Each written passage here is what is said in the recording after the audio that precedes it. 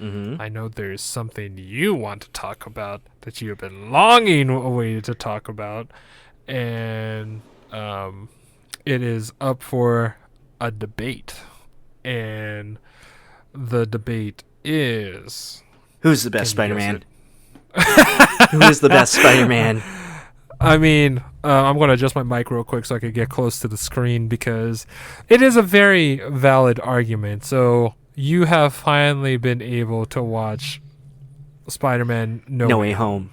And it is beautiful, wonderful. No spoilers, people. I don't like if anyone actually listened to us, I don't want to do any spoilers. I feel really bad because but it's going to happen. And by the time that this comes out, possibly it's going to be over a grace period because I feel like it'll a be grace more like period of revealing spoilers. Yeah, no, it'll be more than a month by the time Yeah, okay.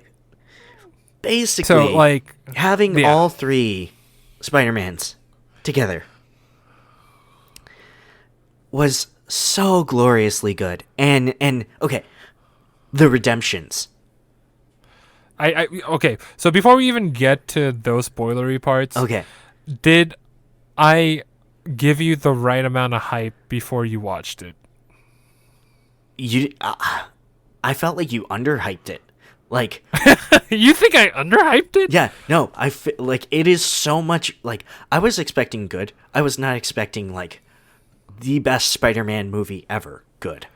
Oh, you find it the best Spider-Man movie. See, I still have an argument for that. Straight up, there is not a better Spider-Man movie than the Spider-Man movie, and I will probably not be able to be budged on that statement. I mean, that's going to be on you because I still have my arguments.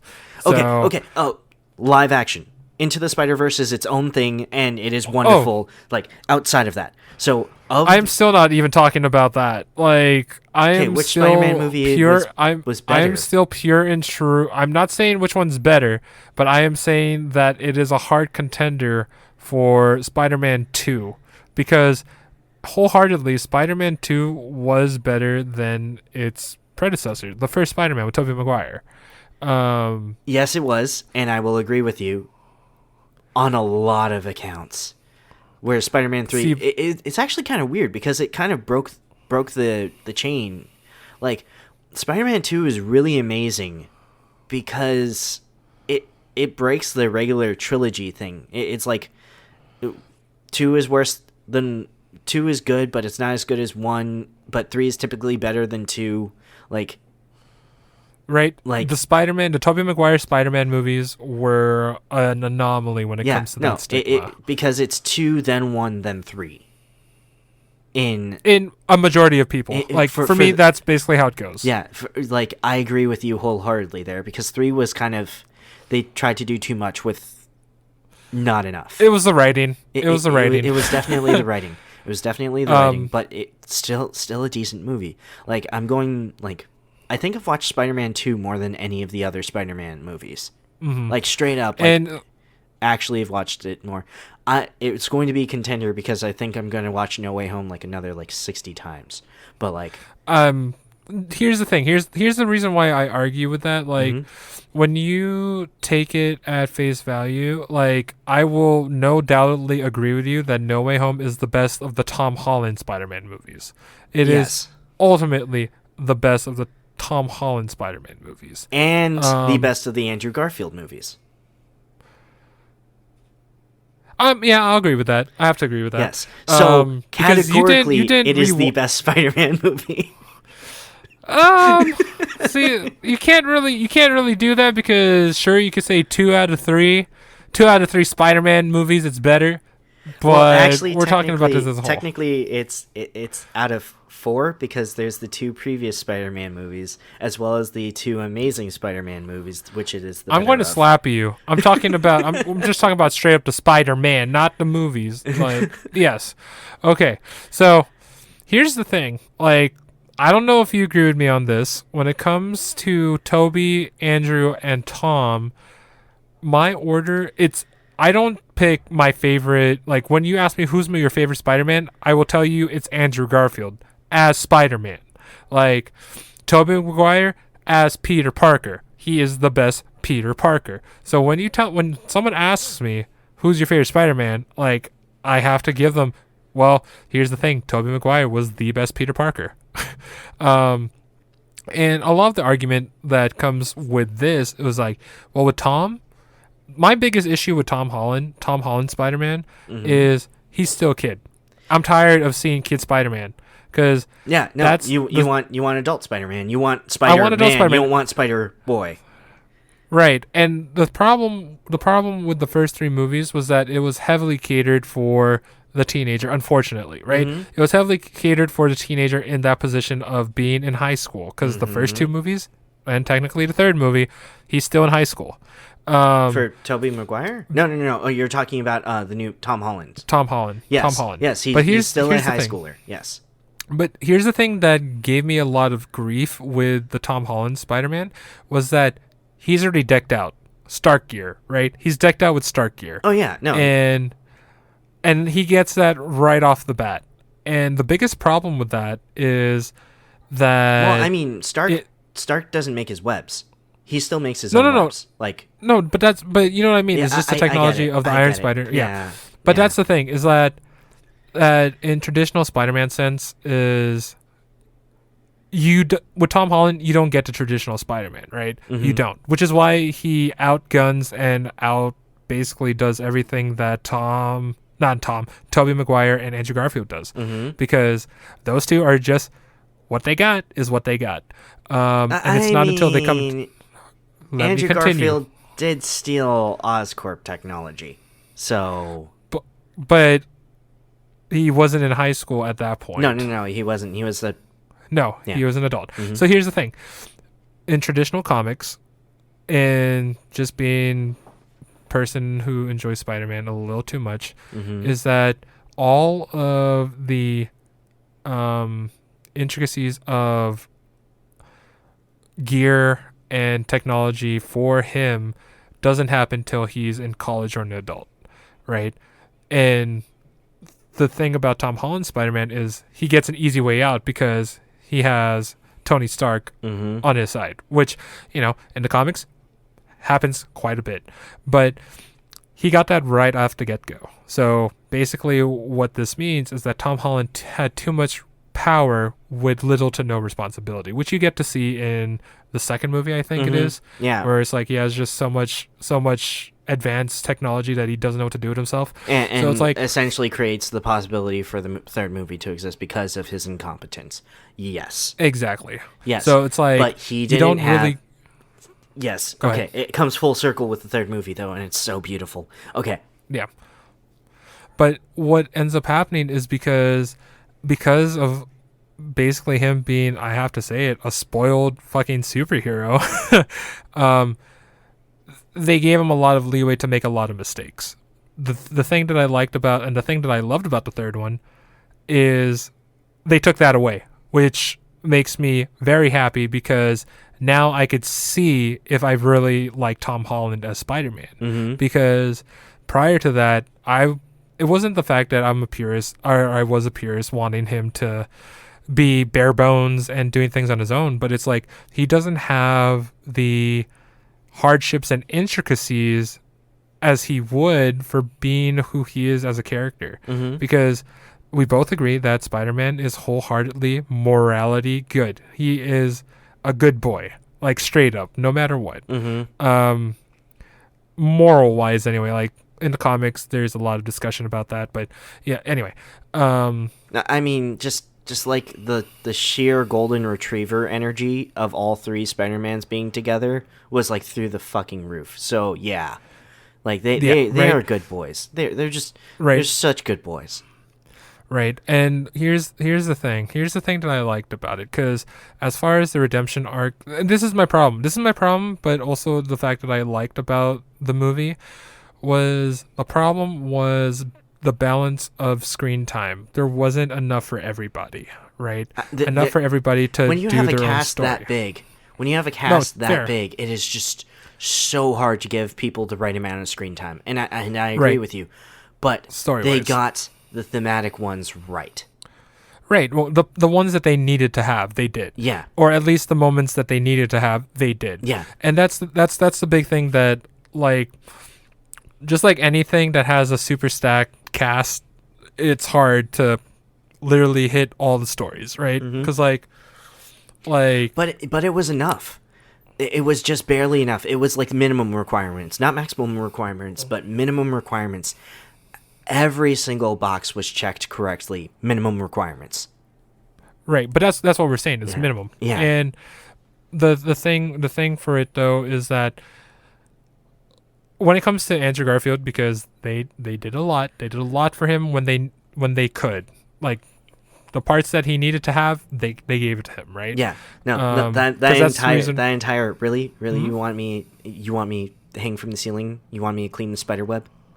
Like, okay, fine. Like, okay, I have to say this movie made me appreciate Andrew Garfield. Prior to this movie, I didn't like him at all. This movie has saved 2 Spider-Man movies for me, because now I get to go back, watch them with a new appreciation for the character of this particular Spider-Man, and enjoy him as Spider-Man, not that guy who's way too old to play Spider-Man playing Spider-Man. Right.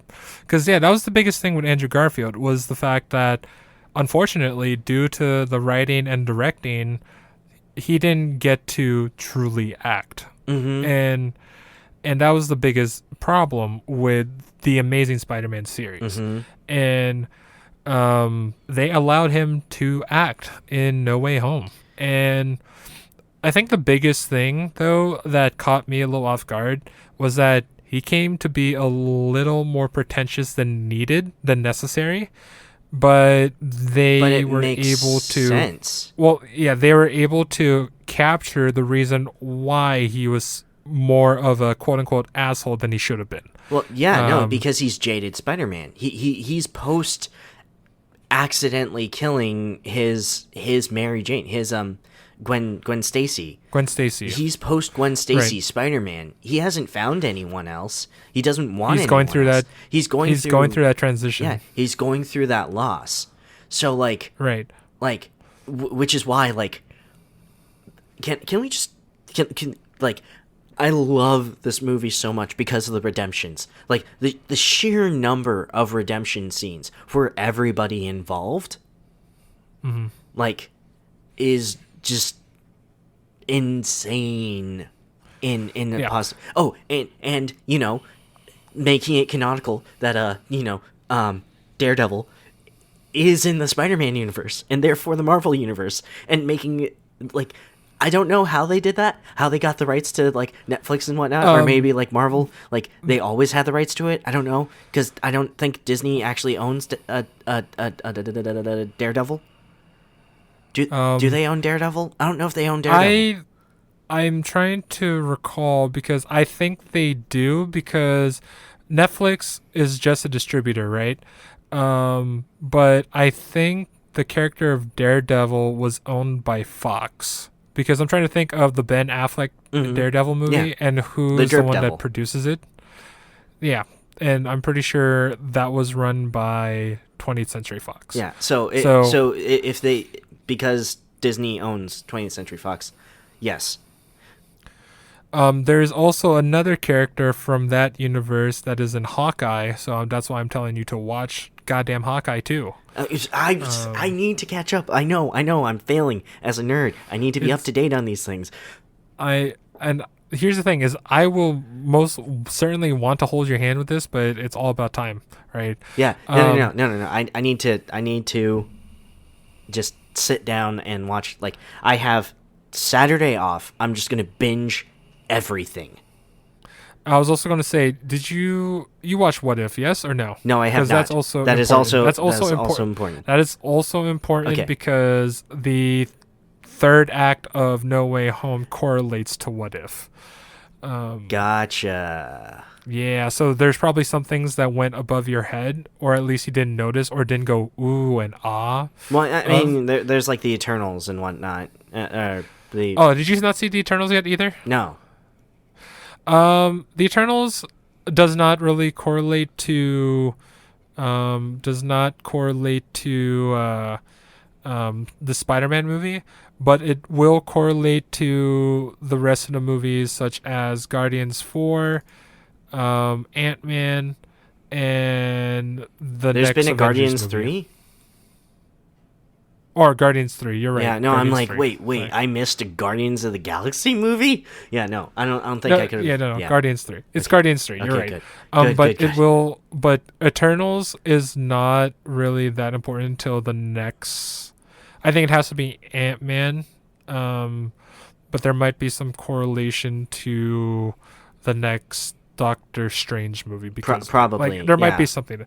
There might be something there. Well, but I know will that say that's there is the next one that they're probably going to be putting out. The next main the next series one movie? is the next main series movie is Doctor Strange, and then it's Ant-Man. Yeah, which sounds And about then right. Guardians. And then Guardians. I think Guardians is, and then Thor: Love and Thunder. I think, or you switch Guardians and Love and Thunder around.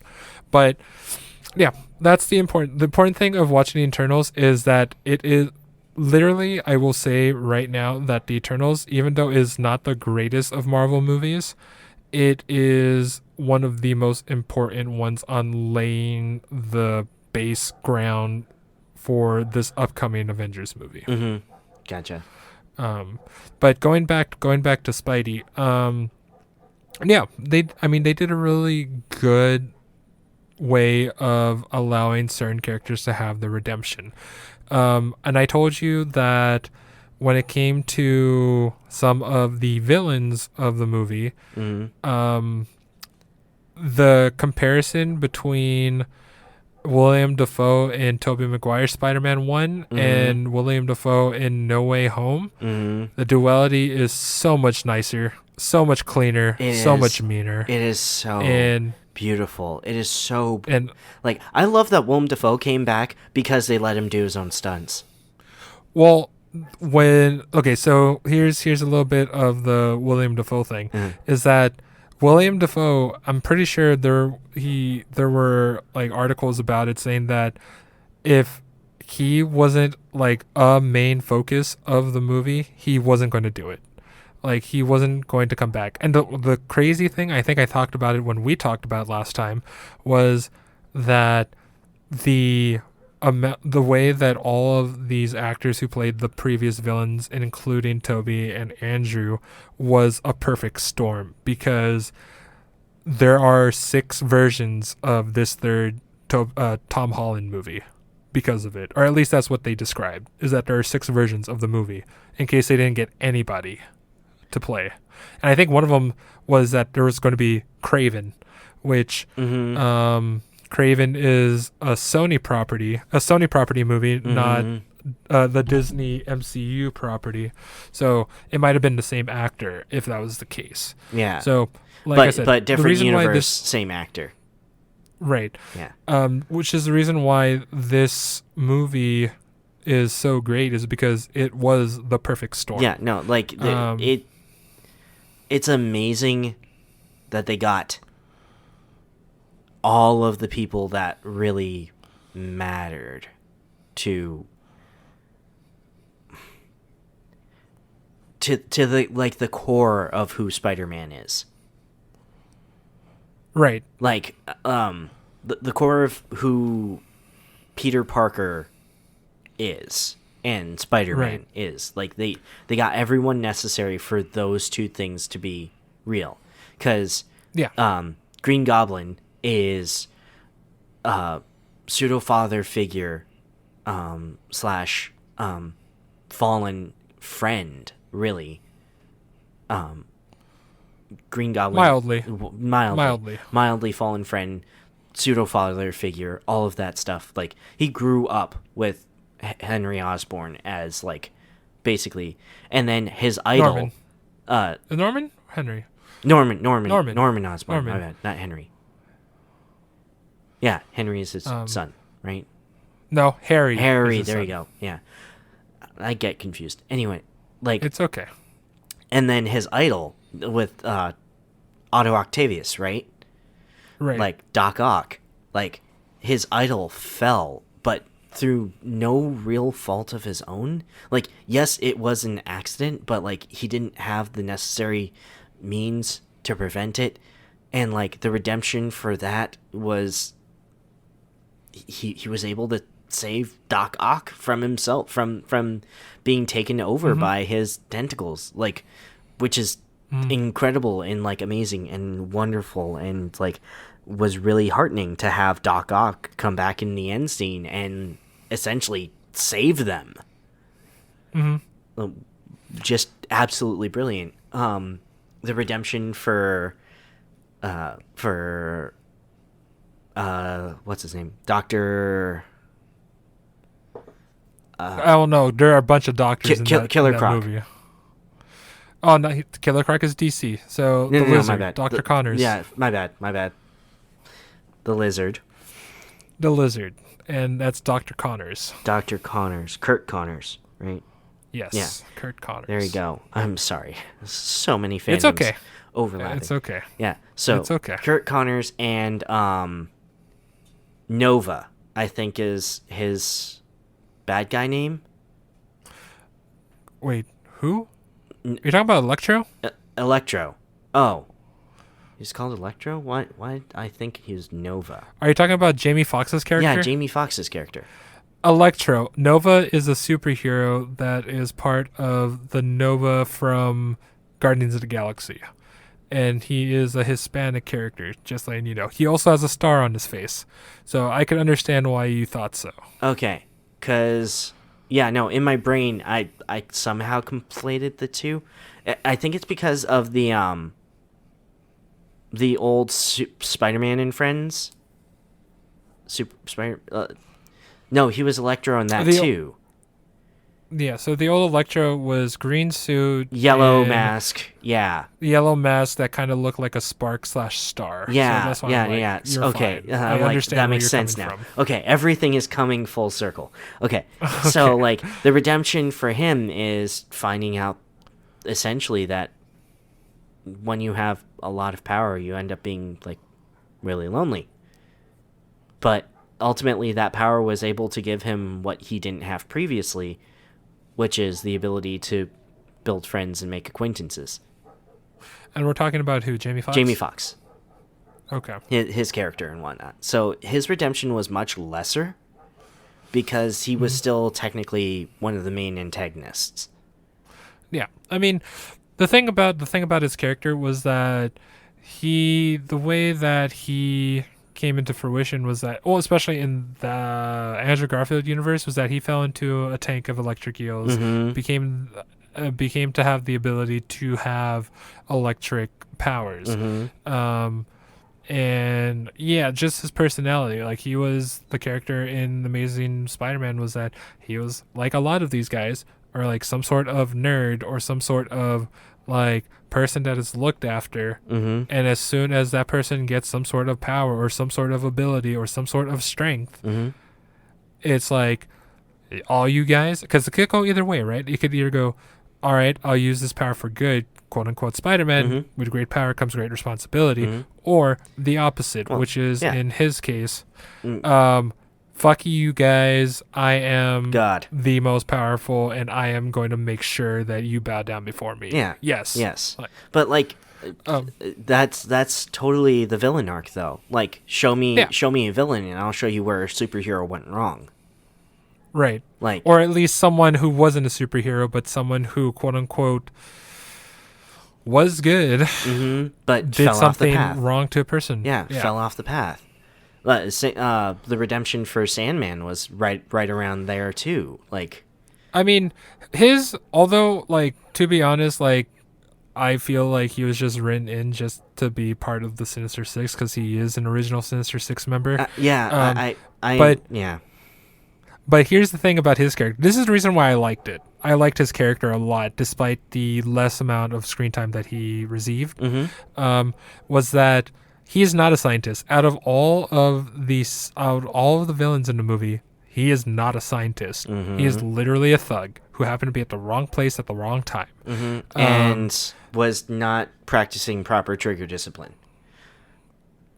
Yeah, if you want to go back to Spider-Man 3 of that shit show movie. Yeah. But yeah.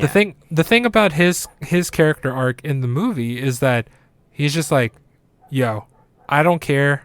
I just want to go home. Yeah. And I felt that. Like he out of all of the villains, to be honest, like even though he was the least looked at and the least like showcased, he's the most relatable. Like there's a lot of times where you're just like, I just want to go home. I don't care. I just want to go home. Yeah, no. The man just wanted to go home. He wanted to go to his daughter. Yeah, which I totally that's all get, he wanted. Which makes perfect sense. And I honestly, his is complete in the fact that he didn't need anything other than to be complete and home. Right. Which he got. That's all he wanted. And then Doc Ock, the power of the sun in his hand with Tony Stark's reactor. I guess you could say that was his redemption, but more so for the fact that it was like... No, him gaining his facilities back, gaining his mind back, the quiet in his head. Him becoming himself again was his real redemption. But like it came full circle with the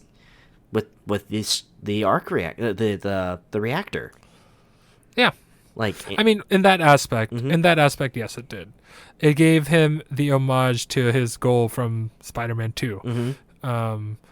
But that's the big thing too, because like the Lizard also not very showcased, but I will say with him, like the way you could think about it is that with Sandman, he's just like the dude that just wants to go home, and Lizard is the pessimist. He's the pessimist. He's just like, if it'll go wrong, it'll go wrong, and here it comes. Yeah. So the Lizard was the character that was always prepared for when something went bad. Yeah, no, he was literally waiting for something to go bad so that he could escape and start preparing his chemicals so he can, make more lizards. Right. If he was able to get that chance to. Yeah, but luckily he didn't. Otherwise, we'd have, the Amazing Spider-Man over again. Which wouldn't be a bad case, but it would have been able to take a different approach. And then we come back to Willem Dafoe's Green Goblin, right? Yeah. And well, see, the redemption was twofold because he wasn't fully redeemed until he got his facilities back fully. And Toby saved him from dying. Yeah. Like that was twofold. Like essentially saved Goblin, like even though he still stabbed Toby, like at the end there, like I mean that was, I'm not gonna lie, I did laugh a little bit, like that was really bad, but like it was funny because after the fact he's like, you're in a lot of pain, aren't you? And he's like, yeah, I've been here before. Yeah. So but yeah, no, they did. That's the thing is like, I don't think that it would have been as great of a movie if William Dafoe's character as Norman Osborn / Green Goblin didn't get the part that he received, Yeah. He was written. Yeah. He was written perfectly for the role he needed to be. And William Dafoe executed it. He knocked it out of the park. That? What's the move? No, what was the job? He knew what the mission was or something. He understood the assignment. Yeah, there you go. That's the one. Yep. He understood the assignment. Yeah. And to be honest, I did like his goblin cloak a lot more, or his goblin outfit a lot more than I did from the first Tobey Maguire movie. Granted, during the time when that came out, it was the thing that was iconic, refreshing. Yeah, no, it was pretty sick. It was pretty sick. Right. I just love that technically it means that because of this movie, Tobey Maguire Spider-Man was the first movie in the Marvel Cinematic Universe. It is now, yeah. It is now. It's like how, technically speaking, one of the first Disney princesses was Anastasia. But she wasn't a Disney princess because she was owned by Fox, and it was not a Disney movie. It was a movie made by Fox to look like a Disney movie. Yes, but now that Disney owns Fox, she is now a Disney princess. And I hate that I have to take that fact away. I know. I love it. I love it so much. That was one of my favorite quotes when someone would say, great factoid. It was a great factoid. Now it's wrong, and I love it. I don't like that chaos. It But is the perfect amount of chaos. No, but yeah, whatever. Okay, no, but best redemption in the movie, 100% best redemption out of everything else is Andrew Garfield's Spider-Man saving Mary Jane the right way. True. Is that what you feel is the best redemption? I think yes, that's the best redemption scene, but I think his whole character was redeemed. Oh yeah, he's the best redeemed character, 100%, because he was able to act. He's allowed to talk. He actually had dialogue that made sense. He got to showcase the type of person that Spider-Man is supposed to be and is meant to be, and like their interactions between the three of them was like beautiful, and he really was kind of the glue that bridged the gap between Tom Holland's Spider-Man and Tobey Maguire's Spider-Man, which is hilarious because that's exactly what he did and what he was. Right. But like is also like really, really smart and really brilliant. And like the heart-to-heart that they had before the end. Like Tobey comes like when they have that discussion. The discussion between the three of them. Like they talk about their losses. The crazy immense emotional pain and torture that they've all gone through. And like the type of rage that only technically I think Tobey's Spider-Man has exacted upon, because he's the only one who actually hunted down and killed the person that he thought was the one responsible. Right. Yeah, because Tom Holland didn't do... He was trying to... Tom Holland didn't have an Uncle Ben. Tom Holland didn't have an Uncle Ben. No, he had an Aunt May, and Aunt May's death scene, man. I cried. I was actually in tears. It was so bad. I mean, I did too. And for some reason, I kind of knew that it was coming. No, I knew it was happening too. I'm like, dude, she got hit by the freaking goblin glider. Like, you're not going to live through that. Like, if it weren't for the fact that she was actually pierced, I was thinking internal bleeding. Like, I was thinking, like, there's no way in hell she's not internally damaged and, like, suffering right now. Like, there's no way she got out of that unscathed. I was about to call, like, all kinds of bullshit. And then when she actually died, I'm like, no, I wish they'd call bullshit. Like... Yeah, I mean, it's understandable. But that's the reason why I like to say that I really loved William Dafoe's portrayal in this movie, is because he... like undeniably understood the assignment. Yeah. And because of that, he to my understanding, even with all of the Marvel stuff, with all of the Marvel movies, he portrayed the perfect villain. Like, I will say that straight up. He portrayed the perfect villain. Absolutely. And not just because he did the number one thing that a villain needs to do. He broke the hero. Yeah. You win when you break your hero. Yeah. You make them compromise who they are as a being. You win when, like, getting over to the DC side, you've seen Batman Beyond, right? The series? Yeah. Or the movie? The series. There are a couple movies. My bad. Yes. Batman Beyond, the animated series. In the first episode, Batman picks up a gun and he has to use it because he's gotten too old and he's not able to fight the way he needs to. That was a loss. That was an irrevocable loss. Irrevocable loss for Batman. And that is why he hung up his cape. Yeah. Now... Exactly. Obviously, he does train Terry, blah, blah, blah, blah, blah, blah, blah. But, like, that is true loss. Now, when moving it back over to Spider-Man, like, a villain's one and only real goal, as like, Green Goblin is to Spider-Man as Joker is to Batman. Green Goblin's goal is to break Spider-Man the way the Joker's goal is to break Batman. Yeah, exactly. And that's, you know what the crazy part is? And this is the one crazy part that I've always loved about Spider-Man, is that despite the fact, and I'll repeat it every single time, despite the fact, all of these villains, all of Spider-Man's villains, know who his real identity is, and yet they still refuse to announce it. None of them will say it. None of them will say it. Why? Except Jake Gyllenhaal's Mysterio, you're an asshole. But you know. Yeah, no. That never happened. You could say that now, yeah. Yeah, no. It came full circle. That never happened. No one knows who Spider-Man is. I don't even know who Spider-Man is anymore.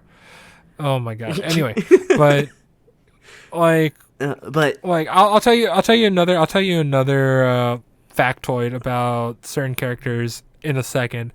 But yeah, that's the reason why I argue that the way that it's portrayed for a Spider-Man movie, it this is the reason what I mean. As far as a Spider-Man movie, yes, No Way Home is fan-fucking-tastic. But yet again, I will bring this up. The reason why I cannot quote-unquote truly name it the best Spider-Man movie, the best one, is because Tom motherfucking Holland still needed help. Right. And that's the reason why I'm excited for where this goes for Tom Holland, is because now he's on his own. Now he's a loner. He has no one. Now he's completely alone. Yeah, he's a loner. He has no technology outside of what he's remembered from using. He doesn't have the suit anymore. He has just a basic bitch Spider-Man suit, and it's about time. But the crazy thing is, people know who he is as Spider-Man, but people don't know who he is as Spider-Man. Mm-hmm. You know? So it's really crazy to think about when that, the scene at the end where he ends up conversating with Happy, is that it's like, oh yeah, I'm a friend of Spider-Man's. He's like, oh yeah, Spider-Man's pretty cool. He was a friend of my friend, kind of mentality. Mm-hmm. But it's like, did that not occur to you that,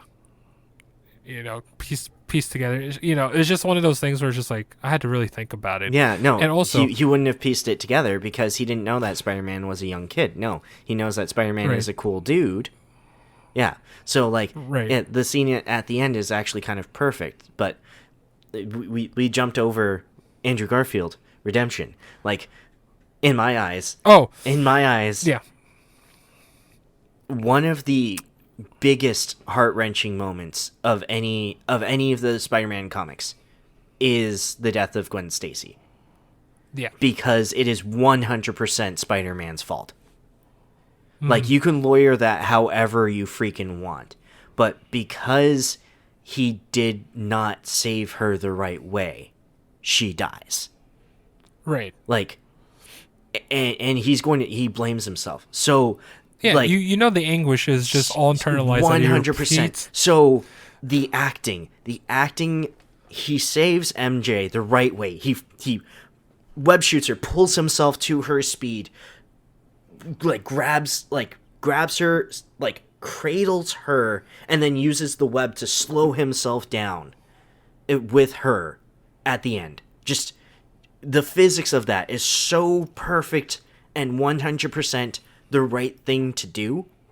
And the look of I don't even know what to call it, because it's like he saved her. He did it right this time. And I don't know what that feeling would be like. I don't I'm trying to even imagine the type, even imagining it, I'm tearing up thinking about it. But acting out what Andrew Garfield did, the fact that he acted that, an emotion that I don't even know how to quantify correctly. He acted it, and he acted it perfectly, and it had the exact he was teary-eyed. He knew he did the right thing. He did it. He was happy, but why, the anguish component is why couldn't I have done this last time? Or it's the payoff of the fact that he's been thinking about it. He'd been thinking about what he could have done for however long it's been since the last movie in his world. And whatever timeline was from that moment to till now, the moment that he gets into that. It universe. was nothing but him thinking about how he should have done it, how he should like that entire redemption scene, just like that wrecked me because like even though I didn't care for him previously, like that amount of loss, gosh, that is just. I think I might be fixating on like the wrong scene, but like for me that is the scene above all scenes in that movie. I can understand that. For me, I can understand that. The scene for me when it came to Andrew Garfield's character as the Amazing Spider-Man, it really showed his acting skills and really got me immersed for his character again. Was when he has the conversation with Toby. He doesn't have. It's not. I think it's the same conversation. It's the conversation he had with Toby.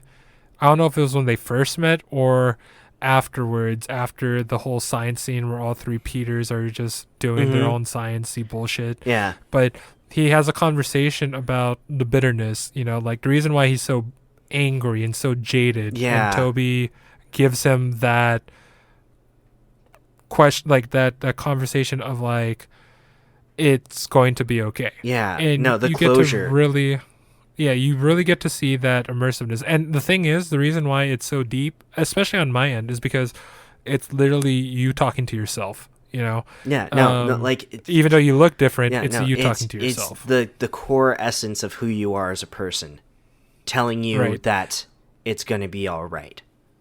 Right. So it gives you. Yeah. Mm-hmm. I get where you're coming from because like I think I teared up at that point too. Like. Yeah. Yeah. It also gives you the perspective of, this is the reason why like I'm still not 100% sold on Tom Holland as Spider-Man, because the thing that having the other two, Tobey Maguire and Andrew Garfield, was definitely big sibling vibes, right? Mm-hmm. You have Andrew Garfield, who's incredibly jaded, and he is definitely the second child. Yeah, I mean, basically. And then you have Tobey Maguire being the oldest big brother who's looking after these two because of all that he's experienced, right? Mm-hmm. And that's why it's like, it's a nice duality between Andrew Garfield and Tom, just for the fact that it's like, oh, hey, this literally just happened to me. Yeah. I don't know what to do with myself. Like, I don't know what to do. I guess, okay, so paralleling it to anime, right? To me, it's like if Goku and like I don't know who's like Naruto were to like fist bump Deku.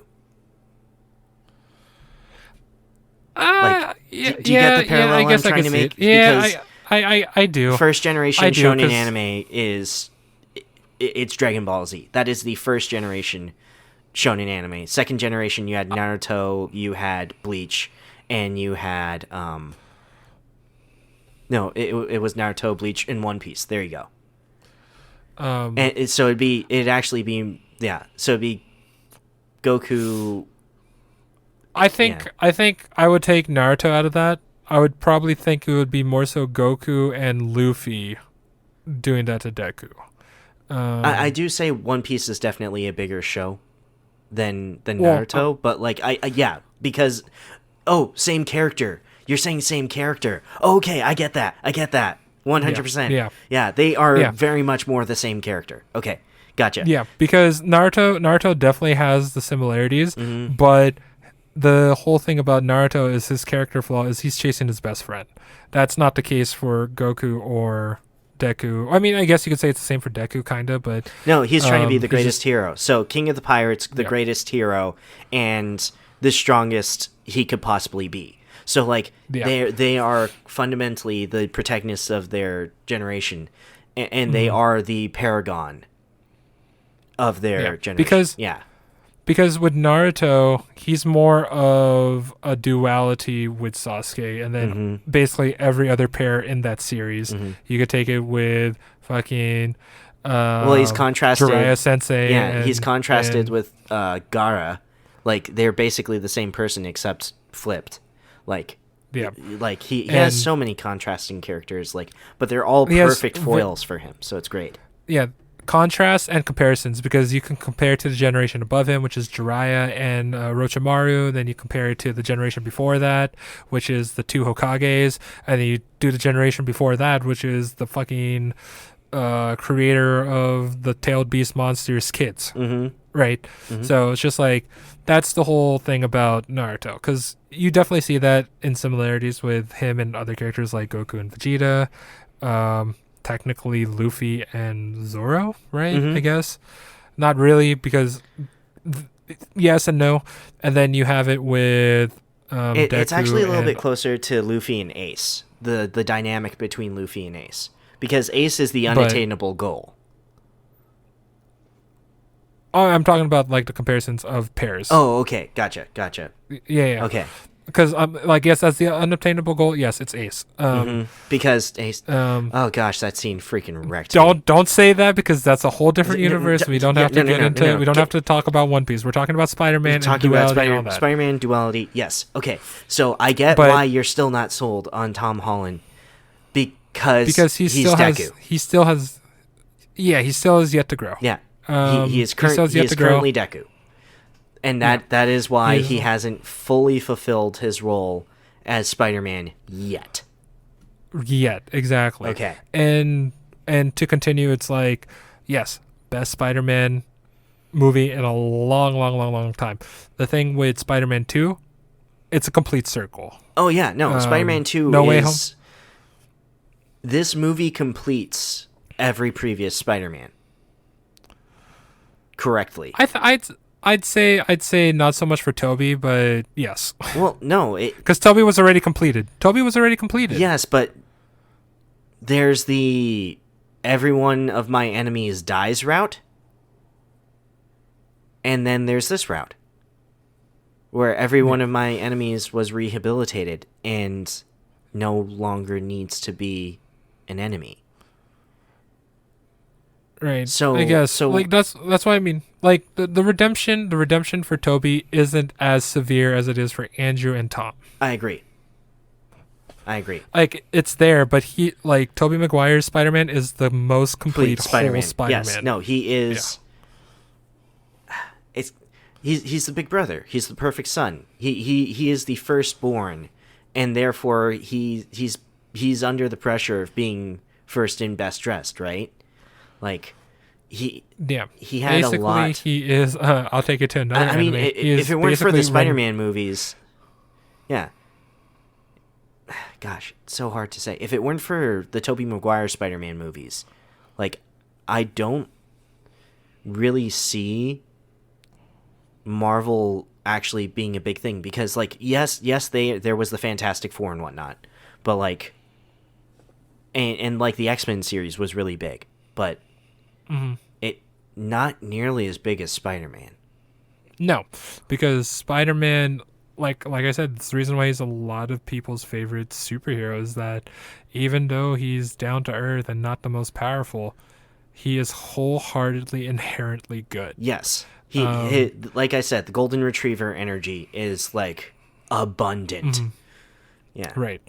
And that's the reason why, like, when it came to talking about the new Tom Holland Spider-Man movies, I was like, I want depth. I want him to actually, like, that's the reason why I like this movie, is because it broke him as a character. Yeah, right? No, like, they were trying to do that with the first Tom Holland one, when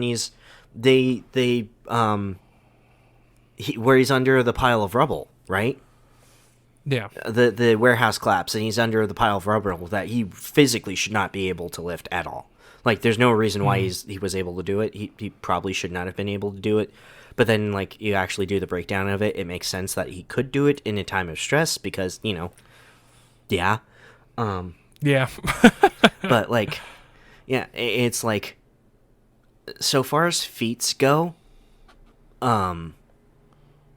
they all have their own, like, biggest thing. Like, the heaviest thing that they've lifted and whatnot. Tom Holland comes out in number 1. I think Toby's number 2. And then it's Andrew Garfield, because he fought a lot smarter than most of the other Spider-Men. That's why I say he's my favorite Spider-Man, because he did the most Spider-Man thing. Yes, he fought like smart. His Spider-Man. Yes, his Spider-Man is more of a true Spider-Man compared to Tobey Maguire and Tom Holland. I'll give Tom Holland benefit of the doubt because he's quote unquote still a kid, but at this point now, after this movie, he gets no freebies. He gets no freebies from me as Peter Parker and Spider-Man. So that's why I'm excited, because they did greenlight a new trilogy. But the thing about it that I really liked with the way that No Way Home ended was that because it was written in a way where it was supposed to be the last movie done by both Sony and Disney's MCU together. So it was left open-ended where it's like, oh shit, if we don't have Spider-Man coming into any of these other movies, it's okay. Because there's lore that says it's okay, you know? And the fact of the matter is, too, is that even though they do plan on making a new trilogy, it doesn't necessarily need to have Tom Holland in any of those other movies. Yeah, it doesn't. Right? It doesn't need to have him because he is the Spider-Man that everyone forgot, and the Spider-Man that basically you really needed, because you can't. Otherwise, you're gonna go the fucking Goku route and try and make him better, badder, and quote unquote stronger, which you can't for Spider-Man. No, you need to humble him a little bit. Yeah, no, he needs to, because Yeah. Because he started off OP. Yeah. He started off OP. Well, okay. So first of all, Tobey Maguire's Spider-Man was actually super nerfed. We know this to be true. Tobey Maguire's Spider-Man was nowhere near as strong as Spider-Man actually is. Okay. Yeah. Yeah. Fair. We like his spider sense, his reaction time, how fast he is. They didn't understand that. No. They didn't even try to understand that. So no offense to Tobey Maguire, like that wasn't his fault. That was the fact that they had a budget and they physically couldn't make him as powerful as he's supposed to be. Now, Tom Holland's Spider-Man had tech on his side and a full Disney Marvel budget. So he's actually a little too powerful for the cinematic universe. He's too strong for his own good. Yeah, no. Especially being that young, which is the reason why... Yeah, so him starting back at square one is probably the best thing that could happen for him. Exactly. Especially for him if they decide to utilize him in other movies. Or at least that particular Peter Parker, but with a different actor. Anyway. Yeah. But here's the thing, is that Spider-Man doesn't get the super fancy tech until the integration of Oscorp or Dr. Octavius's Dr. Octavius's laboratories. Like, he doesn't have a utilization but only if you bring in Madam Webb. Well, but that's what I'm saying, is that in the Marvel Cinematic Universe, Tom Holland gets all the goodies right from the start. Yeah, no, it is in the comics. He does get it really, really easy. Yeah, and in the comics, it's not that easy. It's not that easy, and he has to work for it. So that's why my biggest beef with Tom Holland's Spider-Man is he's too easy. He's easy mode, and now he's not. Yeah, we have now entered not hard mode, but I guess normal mode, because now you have the intricacies of him being an adult, and that's the Spider-Man that I want. That was the new Spider-Man that I wanted, because, everyone who asked me about Tom Holland being Spider-Man when he first came out in Civil War was like, do you think it's going to be good? I'm like, I can't say that, because I'm tired of Spider-Man coming out of high school or being in high school. Like, most of the great things about Spider-Man doesn't happen until he's an adult. Oh, yeah. Like 100%. Like the fact that he has the most partners out of almost any other superhero in the MCU. Or the Marvel Universe. Like, the only people who technically can beat, canonically, were Tony Stark when he was a playboy, but now he's monogamous. And Captain Marvel? I think you're right on that. Yeah, because number of partners, because Captain Marvel is bi in the comic books. I can't answer that. Yeah, for you. no, I can't answer that either. But yeah. But also the cool thing about Spider-Man 2 is that not Spider-Man 2, the number 2, but like Spider-Man as well. Yes. Is hold on. I'm quarantined. Stop. Aren't you eating? I'm going to eat. I need recording. Oh man. I got interrupted. But one of the things about Spider-Man 2, if you want to put him into like a comparison, he is basically the friendlier fucking Batman. Because as long as he has preparation, he could also beat almost everybody. Oh yeah, no. With preparation, 100% Spider-Man can and will beat everybody, because no other of the heroes is going to be able to think as quickly. Right. They don't have the charm. Yeah, it's wonderful. It's the charm of Peter Parker / Spider-Man, is having that quick thinking ability, and when and if there is an introduction to Madam Webb, because I sure hope there is, because she is a very important part for Peter Parker / Spider-Man. Yes, of the entire Spider-Verse. Yes. That if you're not familiar with the character, Madam Web is kind of like the Watcher, but for Spider-Verse. Like, she does not play a part in it, but she is able to manipulate it. So I don't know what the closest comparison to like a Celestial that is, but she's kind of up there. Yeah, no, but only for Spidey. Yeah, no, my understanding is to equate it is she's Spider-Man's Speed Force. Because I guess I could agree with that. Because all speedsters are tapped into the Speed Force, all Spider-Men are tapped into Madam Webb's web. Mm-hmm. The World Wide Web. Ha ha ha. I see what you're saying.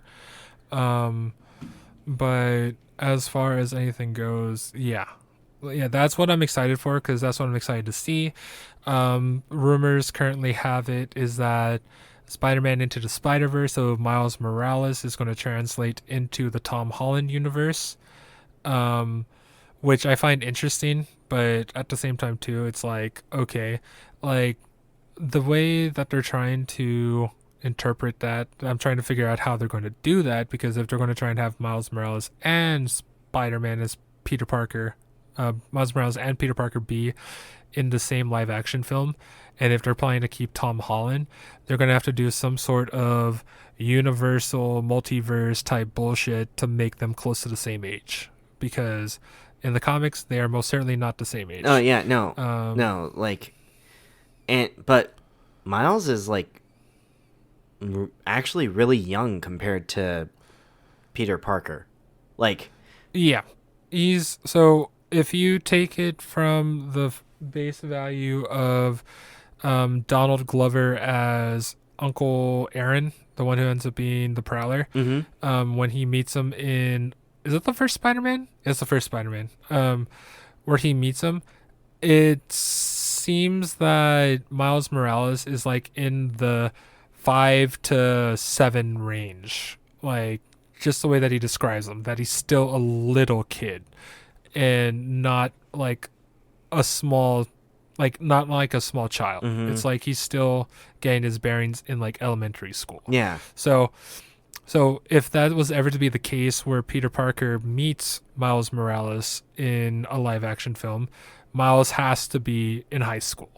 It has to work that way. Yeah, out. Which means that they have to push it out until Tom Holland could pass for like 30.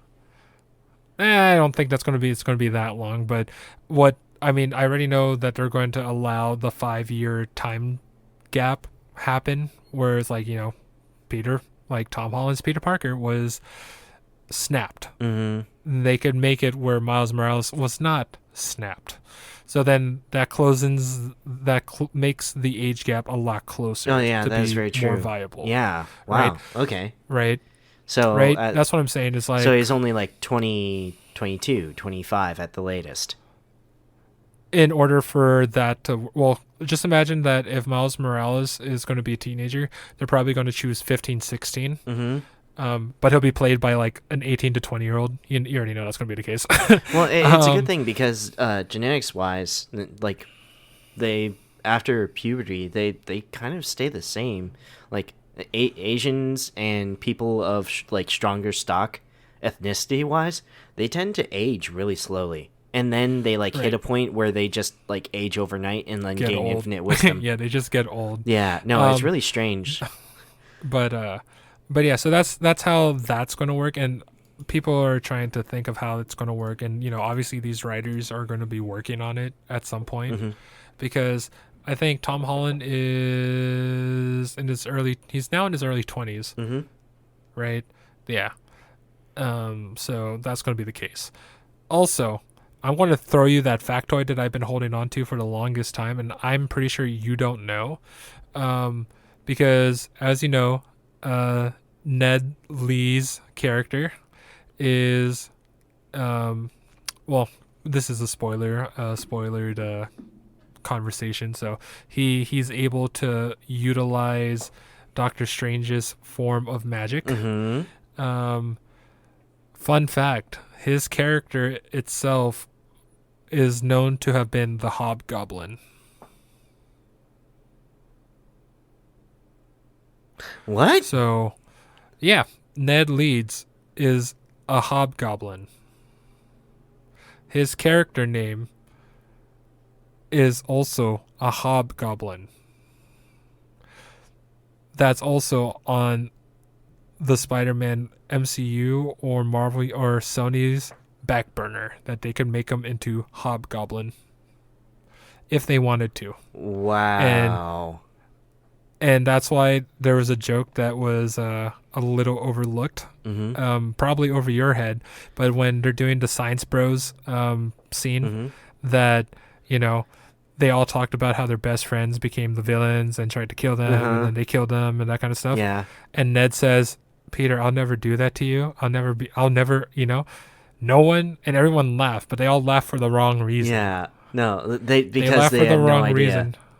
Gotcha. Is because Ned Leeds, written for past Spider-Man universes, is a hobgoblin. There have been multiple Ned Leeds, but he has been a hobgoblin, so he can potentially be a villain.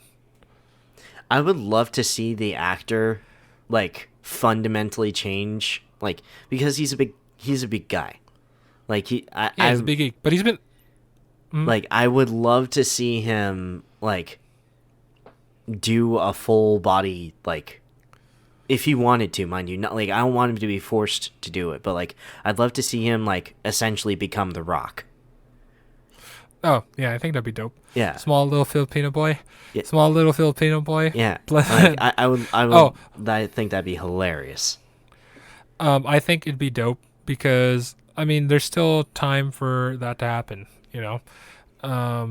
And it's still, and he doesn't even have to be completely yoked to be a hobgoblin. Oh yeah, no, not even. He's the guy in the chair for a reason.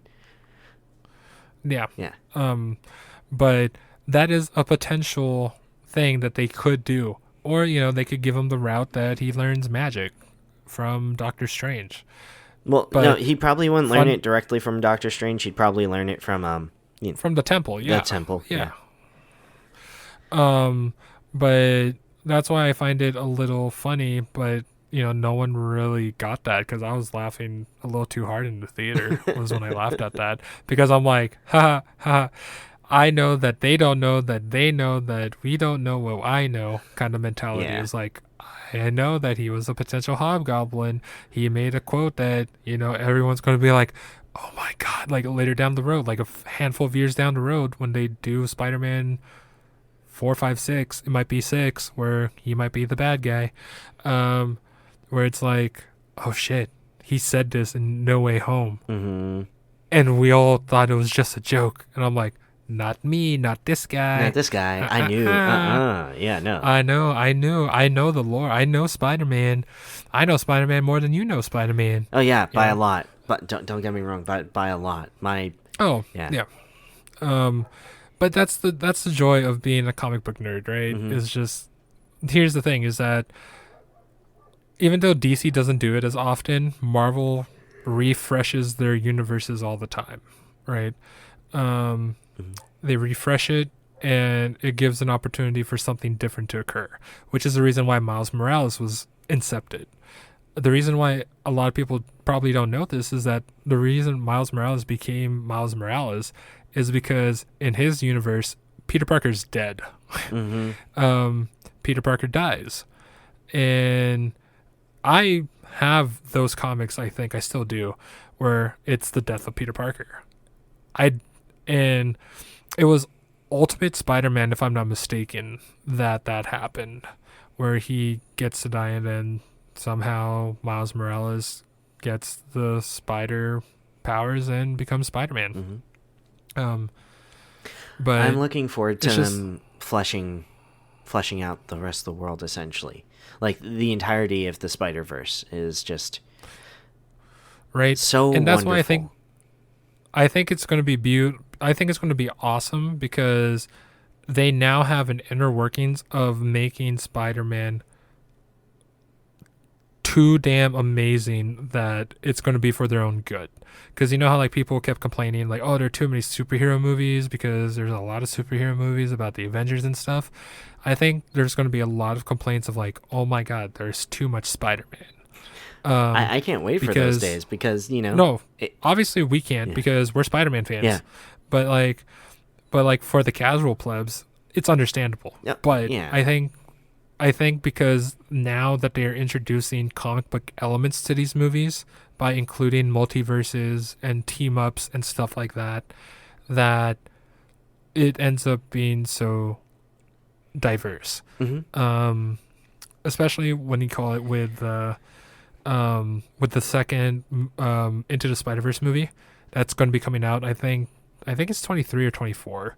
As long as they keep the same beautiful art style, they could literally produce something that has no plot. I love right. But Into the Spider-Verse. But this will give it the opportunity that now that they could blend with literally every Spider-Man. Mm-hmm. Like literally with Tobey Maguire, Andrew Garfield, Tom Holland.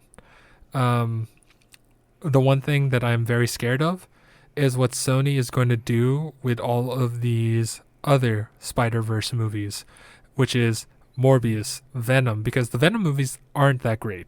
Like, I love Venom. I don't love this Venom. I like Tom Hardy as Venom, but I don't like Sony's Venom, if that makes sense. I can't watch Venom because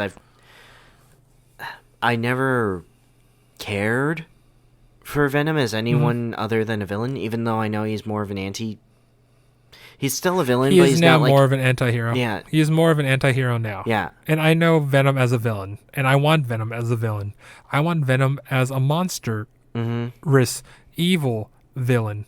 And I still have yet to get that, because they have him as an anti-hero, which is sad. Yeah. But if I had the ability to, I would suggest for those comic book readers to read, let's see if I have it, but I don't know where it's at. It's a Venom compilation.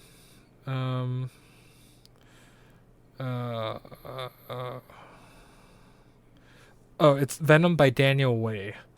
That is the Venom that I know and love. There is an earlier version of Venom.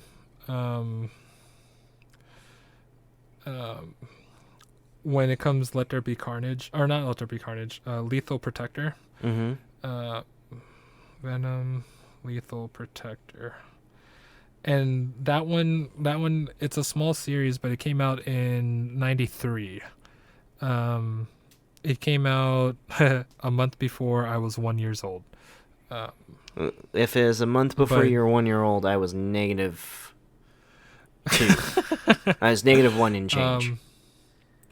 Let's see. Venom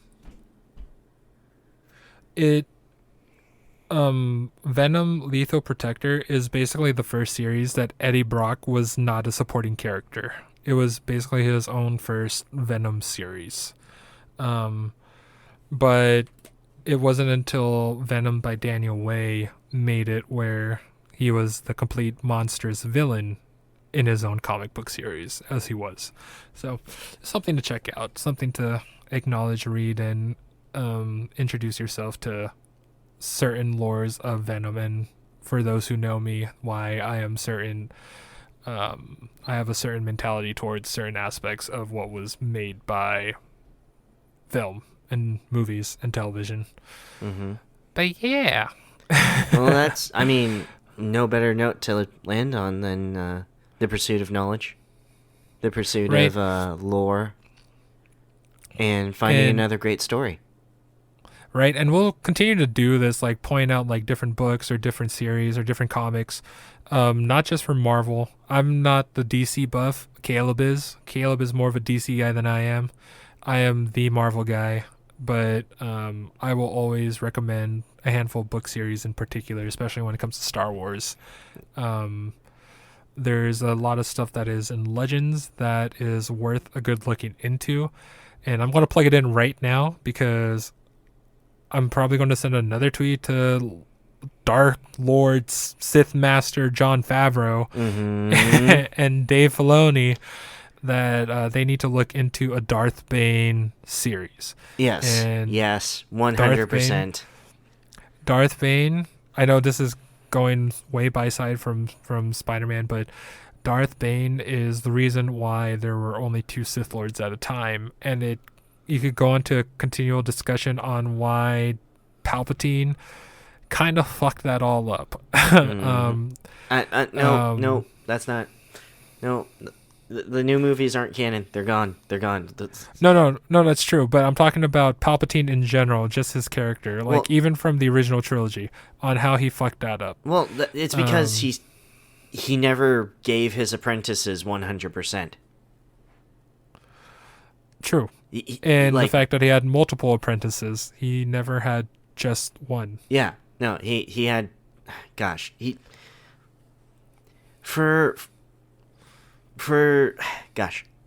is gonna have to be a different thing. I'm dragging hard, but sidebar note, I'm gonna type it in episode 6 because we need to do deep dive Star Wars. Yeah. I think this is episode. It's going to be like 5, 6, 7. It might be episode 8 because I think we have 3 episodes in this one. Yeah. Spider-Man took up like more than a single episode. Yeah. So that's why it's going to be itself. Yeah. No. So 8 is going. Yeah. Let's do 8 as notes. 8 notes. We're going to say deep dive Star Wars. Deep. I keep misspelling deep.